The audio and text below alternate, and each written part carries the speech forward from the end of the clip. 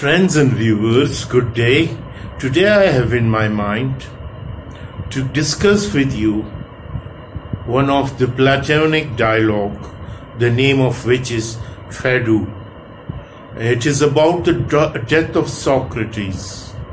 As you know, Plato, who born in 429 and who died in 347 BC, he had written about the death of his mentor and his master Socrates. So the narrator of this dialogue is Phaedo, who was present at the time of execution of the death and execution of Socrates, gives his friend Socrates an account of Socrates' last hour. Many of his friends were with him on that day. Among these, Crito and two Theban philosophers, Simmias and Simmis, was also present. These two engaged him in an argument about the immortality of soul, which Socrates succeeded in proving to their satisfaction. He concluded an account of next world describing the place of reward for the virtuous and punishment for the wicked. A man of sense ought not to say, nor will I be very confident that the description I have given about the soul. So Socrates told the venture is glorious one, that our soul travels from this world to another soul. So at last he gave an argument that a man of a good cheer about his soul, who having cast away the pleasure and ornament of the body as alien to him and working harm rather than good, has sought after the pleasure of knowledge and has arrayed the soul not in foreign attire, but in our own proper jewels, temperance and justice and courage and nobility and truth. These are the questions Socrates discussed with his people. So at this dialogue is about the last hour and in the prison while Socrates was awaiting his execution.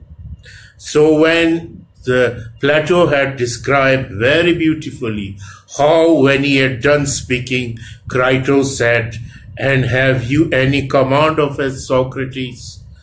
Anything to say about your children or any other matter which we can serve you?" "Nothing particular, Crito," he replied. "Only as I have always told you, take care of yourself, and that this is a service which you may ever rendering to me and the mind, all of us." So in any way, Crito said that when the appointed time came, the jailer or the executioner came to Socrates and told him that in any way that you like, but you must get hold of me. Take care that I do not run away from you. Then he turned to us and added with a smile, "I cannot make Crito believe that I am the same Socrates who have been talking and conducting the argument. He fancies that I am the other Socrates whom he will soon see a dead body, and he asks, how shall he bury me? And though I have spoken many words in the interview to show that when I have drunk the poison, I shall leave you and go to the joys of the blessed. These words of mine, which I was comforting you and myself have had, I perceive no effect upon Crito, and therefore I want you to surety for me to him now, as the trial he was surety to the judge for me. But let the promise be another sort, for he was surety. So when he spoken these words, and he arose and went into the chamber to bath, Phaedo followed him and told us to wait. So we remained him, talking and thinking of the subject of discourse and also of the greatness of our sorrow. He was like a father of whom we were being bereaved. We were about to pass the rest of our lives as orphans. When he had taken the bath, his children were brought to him. He had 2 young sons and an older one. And the woman of his family also came. And he talked to them and gave them a few directions in the presence of Phaedo. Then he dismissed them and returned to us. Now the hour of sunset was near, for a good deal of time had passed while he was within. When he came out, he sat down with us again after his bath, but not much was said.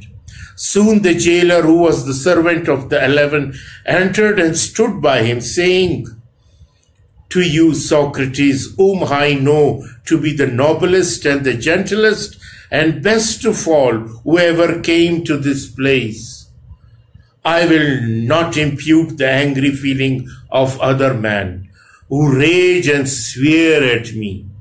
When in obedience to the authorities, I bade them drink the poison. Indeed, I am sure that you will not be angry with me. For other, as you are aware, and not I, are to blame, and so far you well, and try to bear lightly what must needs be.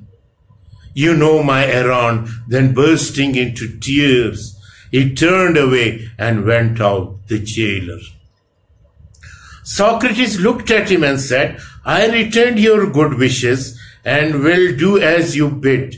Then turning to us, he said, "How charming the man is! Since I have been in prison, he was always been coming to see me, and at times he would talk to me and was as good to me as could be. And now see how generously he sorrows on my account. We must do as he says, Phaedo, and therefore let the cup be brought.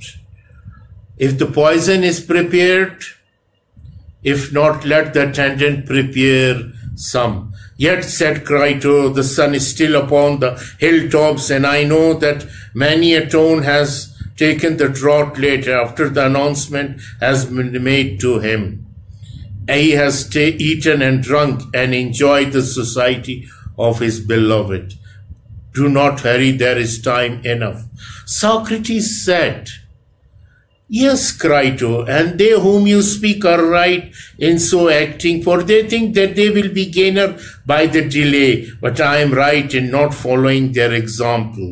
For I do not think that I should gain anything by drinking the poison a little later. I should only be ridiculous in my own eyes for sparing and saving a life which is already forfeit.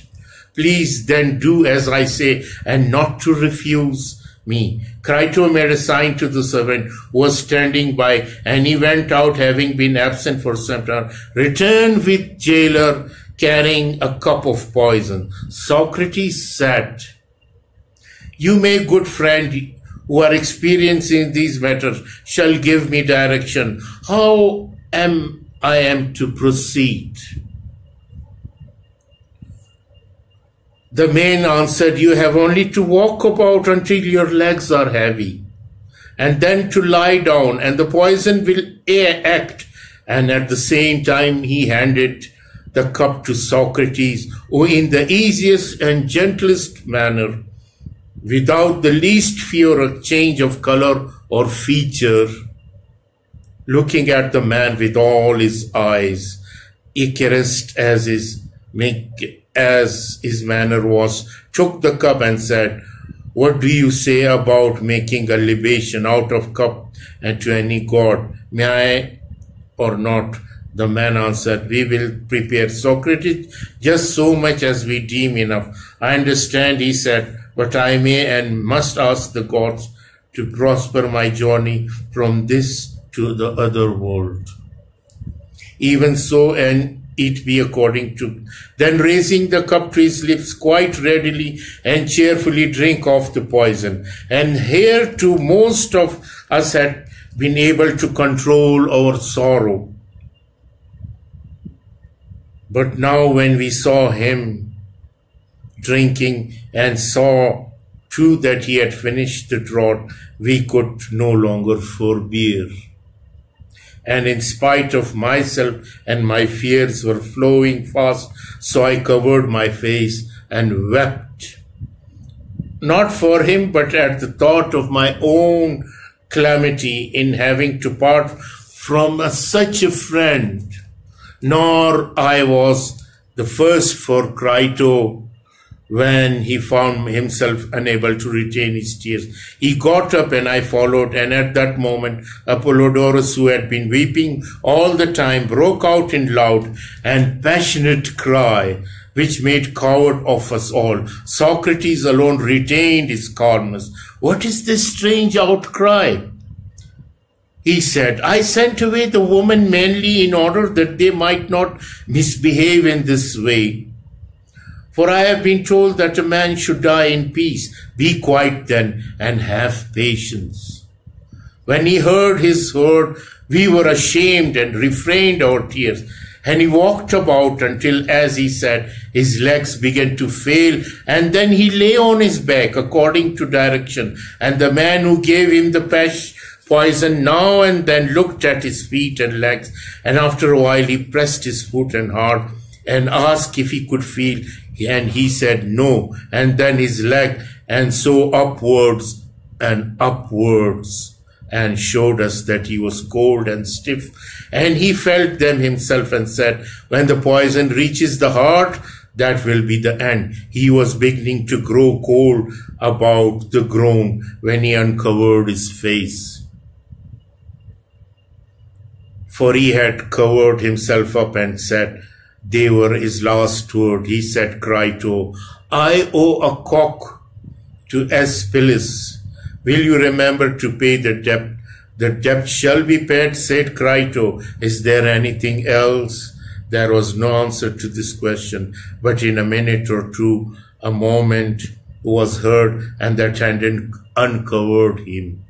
His eyes were set, and Phaedo closed his eyes and mouth. Such was the end, Socrates, of our friend, concerning whom I may truly say that all men of his time whom I have known, he was the wisest and justest and the best. So in this way, the Socrates, this is the end of Socrates' life, how he died, how patiently, how calmly he had taken the poison among, in the presence of his people, and left this world. This is the marvelous piece of literature written by Plato, Phaedo, the last moment and the death of Socrates while he was discussing about the immortality of soul and other philosophical discourse. Thank you very much.